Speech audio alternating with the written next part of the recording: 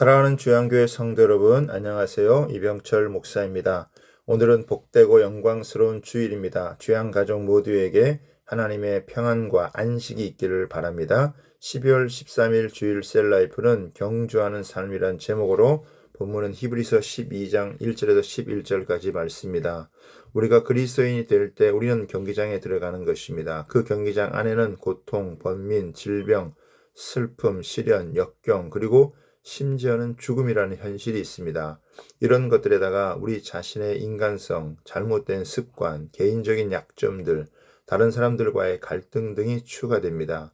이 경기장은 하나님을 대항하는 성향을 가진 세계이며 우리의 실패와 패배를 위해 전념하는 수많은 사탄의 세력들이 존재하는 세상입니다. 이 경기장에 들어왔으므로 우리는 인내와 격려가 필요합니다. 히브리서 11장에는 인내하여 경주를 완주하여 승리한 믿음의 선진들을 기록하고 있고 12장에서는 우리가 이제 그 경주를 해야 한다는 것을 말하고 있습니다. 믿음의 경주는 단거리가 아니고 마라톤과 같은 장거리 경기이기 때문에 힘든 가운데서 끝까지 버틸 수 있는 엄청난 인내가 필요합니다. 우리로 믿음의 경주를 완주하도록 도우시는 은혜가 무엇인지 묵상해 보도록 하겠습니다. 첫 번째는 우리에게 구름같이 둘러싼 허다한 증인들이 있습니다. 1절에 보면 그러므로 우리에게 구름같이 둘러싼 허다한 증인들이 있으니 라고 했습니다. 증인들은 자신들의 믿음 생활을 통하여 인내의 가치를 보여주었거나 입증한 믿음의 선진들입니다. 우리는 그들을 본보기로 삼아 계속 믿음의 정진을 이루어야 합니다. 인내로 승리한 사람이 한 사람만 있어도 우리도 인내가 가능함을 보여주기에 충분할 텐데 수많은 믿음의 증인들이 있었다는 것은 우리도 반드시 승리할 수 있다는 것을 말하는 것입니다. 운동선수가 경주를 잘 감당하기 위해서는 자기 몸을 최소한 가볍게 해야 하듯이 믿음의 경주자들은 무거운 것과 얽매이기 쉬운 죄를 벗어버려야 합니다. 무거운 것과 얽매이기 쉬운 것은 운동선수가 운동을 하는데 방해가 되는 체중을 나타내는 것으로 최선을 다하는데 장애물이 되어 있는 것을 가리킵니다. 그리스도인들에게 이런 장애물은 부를 사랑하는 것, 세상적인 관심사나 자만에 빠져 있는 것, 혹은 세상에 애착하는 것 등을 의미할 수 있습니다. 두 번째로는 모든 것을 참고 이겨내신 믿음의 본인이 되신 예수님이 계십니다. 2절에 보면 믿음의 주에 온전케 하시는 예수 그리스도를 바라보라고 합니다. 예수님은 우리의 믿음의 근원이 되시는 분이시며 온전하게 하시는 분으로서 우리의 믿음을 성숙하고 온전하게 만들어 주시는 분이시기에 예수님을 바라봐야 합니다. 3절에 보면 너희가 피곤하여 낙심하지 않기 위하여 죄인들을 이같이 자기에게 거역하신 이를 참으신 예수를 생각하라고 했습니다. 생각하라는 것은 판단하라, 견주어보라, 곰곰이 생각하라는 의미입니다. 이것은 우리가 예수님을 묵상하고 우리의 마음을 그분이 차지하게 한다는 뜻입니다. 예수님도 많이 참으셨습니다. 무엇보다도 죄인들이 자기에게 거역하신 것을 다 참으신 분이십니다. 조롱과 멸시와 핍박과 박해를 다 참으시고 인내하셔서 승리하여 지금은 하늘 보좌 우편에 앉으셔서 우리를 위해 중보기도로 도우시고 계십니다. 우리가 사람들에게 겪는 어려운 문제로 피곤하여 낙심하지 않으려면 이런 예수님을 깊이 생각해야 합니다. 그러면 우리도 인내하며 감당할 수 있습니다. 4절에 보면 너희가 죄와 싸우되 아직 피 흘리기까지는 대항하지 아니하고 라고 했습니다.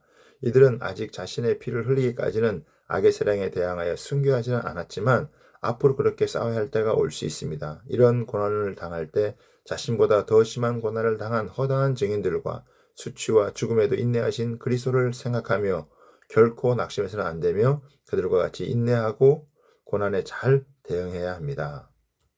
세 번째로는 우리를 거룩하고 온전하게 하는 하나님의 손길이 있습니다. 5절과 6절에 보면 내 아들아 주의 징계를 경히 여기지 말며 그에게 꾸지람을 받을 때 낙심하지 말라.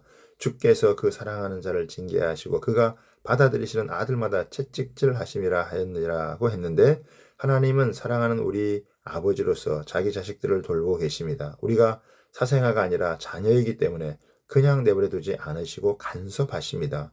그것은 우리가 잘못할 때 징계하는 것입니다. 하나님이 우리를 징계하실 때 우리는 그것을 무시하거나 또 낙심하지 말아야 합니다.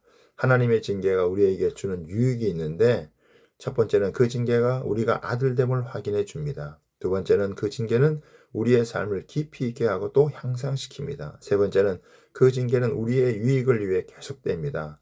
육신의 아버지가 자기 뜻대로 징계하지만 하나님은 우리의 유익을 위하여 징계하여 우리를 거룩하게 하려는 의도에서 하시는 것입니다. 네 번째는 그 징계가 처음에는 즐거워 보이지 않고 슬프고 힘들며 고통스러울지라도 궁극적으로는 귀중한 것입니다. 11절에 보면 무릇 징계가 당시에는 즐거워 보이지 않고 슬퍼 보이나 후에 그로 말미암아 연단한 자에게는 의와 평강의 열매를 맺나니라고 했습니다. 늘 죄와 이 세상의 각종 더러운 것을 접하는 우리는 훈육이 없이 하나님의 복을 누리는 거룩한 삶을 살 수 없습니다. 그래서 하나님은 그 사랑하는 자를 징계하십니다. 징계는 하나님의 교훈과 훈련과 바로잡음과 꾸짖음 및 인도함이 있습니다. 이 모든 것은 하나님의 자녀의 성품과 행동이 적절하도록 하기 위한 것입니다. 우리가 믿음의 경주에 승리할 수 있는 것은 우리를 응원하는 과거의 믿음의 선진들과 예수님의 본과 지금도 우리를 근실하게 살피시는 하나님 아버지의 손길이 있기 때문입니다. 오늘도 믿음의 경주를 인내로서 힘써 감당하여 하늘 상급 받기를 소원합니다. 감사합니다.